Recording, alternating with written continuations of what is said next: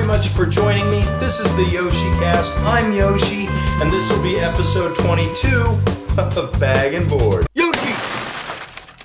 Welcome again, everyone. Thank you for joining me. I want to apologize for not getting this video up on time.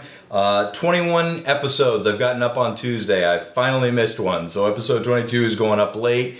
It's just been a super hectic week for me. This is the first opportunity I've had to record and edit, so I'm getting this video up just as quickly as I can. This week I've got some viewer questions from YouTube I'm going to answer, as well as go over the books I picked up from my comic book store. So let's just get into this. So the first book we're going to talk about this week is a book I was really looking forward to. I had it added to my comic book store's pull list a long time ago, and it finally came in. It is the 80-page giant DC Comics Cursed Comics Cavalcade. This is DC Comics saying, hey, it's Halloween, let's throw out a Halloween book. And that's what we got. We got 80-page story. We've got an 80-page book here. You've got a beautiful cover featuring Batman and visiting his parents' gravesite, and his parents coming out of the ground as zombies. It is beautiful art. And then, like the old school horror comics, laid out with the logo, and then the circle bubbles showing it also features Swamp Thing, Guy Gardner, and Zatanna. Beautiful, beautiful cover. Again, a book I was super stoked. It is also a square-bound book, being 80 pages. They did this with Superman Action Comics 1000. If you remember me telling you about that, you can see it is a square-bound book. Pretty much after the cover, unfortunately, this book falls flat. My favorite story, let me rephrase that. There are a bunch of stories in here featuring different characters throughout DC Universe. You've got Swamp Thing, Guy Gardner, and Zatanna for sure. You've also got Damian Wayne, Robin, Wonder Woman's story. The problem is with this is the stories that they were putting together were solid, but they didn't have enough pages to make you like them. It was like, boom, here's the scary aspect of the story. And you just didn't spend enough time in that story to care. Honestly, my favorite story in this book is the very first one featuring Swamp Thing. It's a really cute story, not a cute story, it's a really good story, and I did enjoy it, and it was like, probably, I feel like it's the multiple writers that were in this, but this writer really spent a lot of time doing his best with the limited page count he had, or she had, to get the story in there. And the rest of them they just fall flat. There's just not enough for you to feel like you're invested in the scary thing that happens, or the story alone. It's just it fell flat, and I hate saying that. On top of this book that falls flat on story, but not art, but on story, it's a $10 book. That's quite an investment for one book. Now, as you guys know, my neighbor and I have shared this love for horror comics, and I was going to get him a copy of this book as well.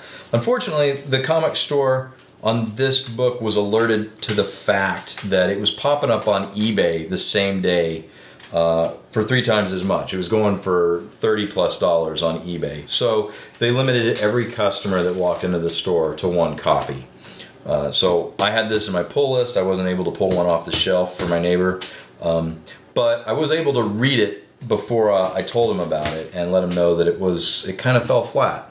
And I hate that. Super looking forward to it. The art is beautiful, especially on the cover, but I don't think the cover justifies $10. You know, to some people who are really into the art of comics, go for it, pick it up. If you like to feel value for your dollar, you're not going to feel it with this, which is unfortunate. It really seemed like with this cover, DC was putting their best foot forward to be like, hey, we're going to just do a comic book special this year. And it crashed and burned. Too bad. But beautiful, beautiful cover. It's got that going for it. Cursed Comics Cavalcade, #1, 80-page giant, square bound, from DC Comics. $10 if you're interested, but tell most people to pass, honestly. Next up, everyone, another what if book. What if Peter Parker became the Punisher? This is also a cool cover. I really liked it. Also a book I had pre-ordered at my comic book store sometime, and that's the only one they ordered. I'm kind of surprised they're not getting all the what if books. I mean, I know they gotta get into the store what's gonna sell. Kind of shocked these aren't selling, or they don't think they're gonna sell. So this was the only copy they got, and it was in good condition, so I went ahead and got it. In reading this book, it was interesting to see the universe, the world of Spider-Man, if he had the personality of the Punisher.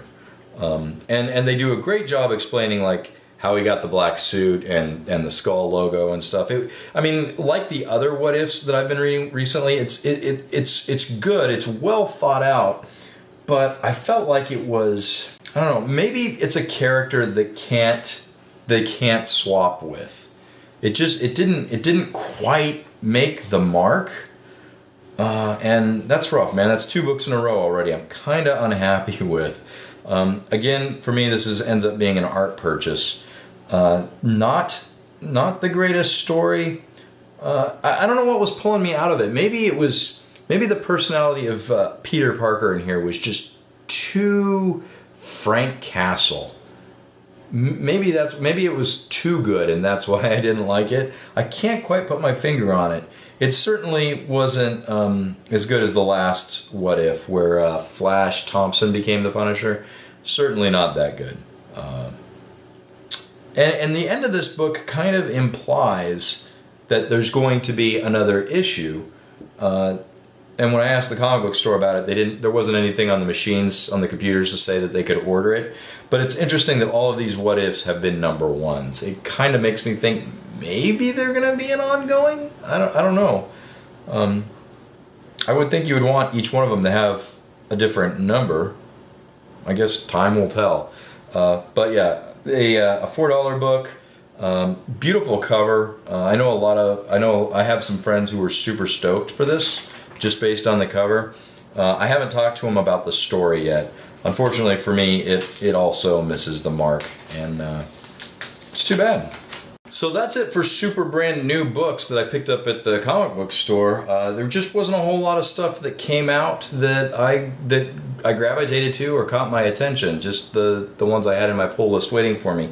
So I spent some time hunting for some back issues, trying to complete my Punisher run, as you know. And we're going to jump in here with The Amazing Spider-Man 331.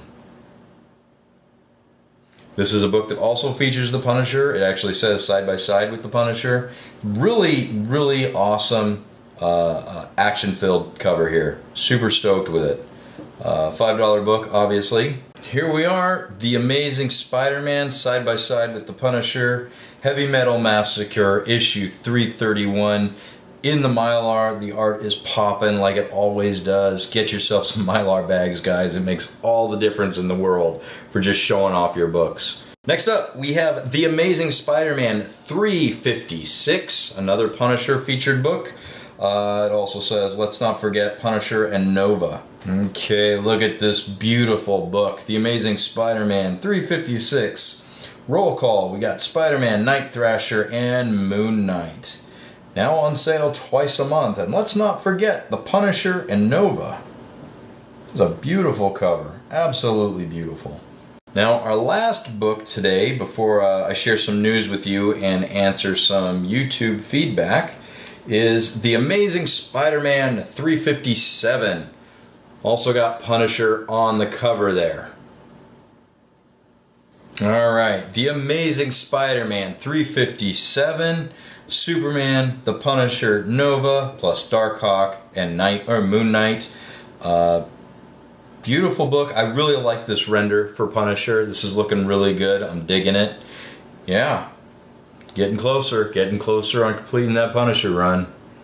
Okay, we are now going to answer a couple of questions I got on YouTube, and then I'm going to talk to you about why the next video or two might be a little bit late, and what I've got planned to make up for that. So yeah. So the first question I got is from Rondo, who asked me last week what am I putting in between the cover and the first page of my comics? Well, Rondo, it's micro chamber paper. I put it between the cover and the first page and the last page in the back cover. And micro chamber paper is a type of paper that's used by archivists, and it is used to basically keep pages from yellowing and to keep pages from having the ink rub off from one page to the other. And it also removes smells. So sometimes you'll buy comic books that have been in the hands of smokers and you can smell that, and this micro chamber paper does eliminate that. Now, if you do get a book that's heavily damaged like that, or has a lot of rub off where the ink is rubbed from one page to another, you might need to replace that micro chamber paper, I don't know, every couple of years until it stops absorbing. You'll notice it. But generally, 9 times, or more than that, not more than 9 times out of 10, you don't have to replace it. It's pretty strong stuff, and it lasts for a long time. I'm thinking it's probably, I'm going to go with 100 years. I'm pulling that out of the fact of how the archival bags and boards I use and what their lifespan is. So I'm shooting for 100 years. The research I've done on it, I can't get anybody to actually commit to saying how long. It really does depend on the quality of the book the micro chamber paper is going in. It's not the cheapest stuff, but again, part of the fun for this hobby for me is going through this, is bagging and boarding them and taking a ridiculous amount of care in doing it. That's just as much fun for me as sharing them with you, as going to the comic book store every Wednesday and seeing what I can find that's new. It's just how I enjoy the hobby. Next YouTube question I got comes from Paul Stone, who wants to know why I am removing the bags and boards these books come in and putting them in different bags and boards. Is it a quality thing? And that's exactly it. It is a quality thing. I will pay the extra 25, 35 cents from my comic book store when I go in, especially on New Comic Book Day, to have those new books bagged and boarded just to help me get them home. But like the Spider-Man books you saw today, those were older bags and boards, and you can tell by just touching them and looking at them, the quality is not the same as the MyLights archival bags and boards I use. They're Mylar bags. There's something about these bags that just make the colors on the covers pop. They protect against UV damage, 99.9% I think it's advertised as. And they, between that and the archival boards I put in there, it's said that you don't have to replace them but every 100 years. Whereas the generic bags and boards you would get from your comic book store, the real cheapy ones you can buy, those need to be replaced anywhere, I've been told 7 to 10 years. And honestly, a lot of comics I had bagged and board well over 10 years ago. When I've been going through this process of rebagging and boarding them, some of these bags aren't even 7 years old, and they have yellowed, and the boards have absorbed some of the ink from the comics. It's not good stuff. It's not good stuff. So that's why every week you see me swapping out the bags and boards they come in, because these I can set them and forget them for the most part, or I can display them and not worry about them getting damaged. That's why I do that. And links for the micro chamber paper, if you want to buy that, or if you want to buy the bags and boards I use, or the gloves I use, or the archival tape I use, all of that stuff you can find in the show notes of this video, just down below. Knock yourselves out. Now, to talk about why the next couple videos might be a little late. Well, this Saturday is a local Comic-Con. The Bellingham Comic-Con is taking place this Saturday, and I want to go to this and I want to videotape it. And I want to see what I buy, see what I don't buy, if I buy anything at all. But I want to be able to document that and present that in a Bag and Board episode 23. So that's why that's going to take a little bit longer, because I'm not going to be able to film or edit as early as I normally do because of the Comic-Con I want to attend. Now, the following Saturday, I will be in Chicago, Illinois, attending a Transformers convention. It's called TFCon. And that is going to pretty much suck me creatively dry. I'll be picking up comics from there for sure, so I'll have some stuff to talk about when I get back. However, I also co-host a Transformers podcast called Transmissions. I have been co-hosting this thing for 5 years now. We're about to hit our 300th episode. If you want to check that out, I'll post a link down below if you want to hear me ranting about Transformers, which I often do. But I'm going to this convention along with the other co-hosts from this podcast to videotape it, to document it, to edit all those videos and create content for Transmissions. So that may make the next episode 24 late. I don't know how late. I'm taking my laptop with me to Chicago, so hopefully I can record and edit on the fly and get a lot of it done while I'm over there. And I'll have some more free time than normal when I get back. I just got to play it by ear.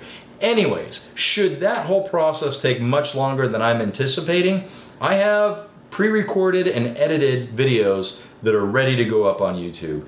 These are specialized videos. These are mostly into a specific topic that I just find interesting, and I hope you will too. So if I see that these videos, if it's taking me forever to get a video up, I'm going to post one of these to help fill in the gap until I can get the next Bag and Board up. That's what's going on with me. I got a real busy next 2 weeks, and I just want to thank you guys for joining me with this. I've had a lot of fun. I'm continuing to have fun, so I'm going to keep it up for a while longer. And until next time, take care. I'll catch you in the next one.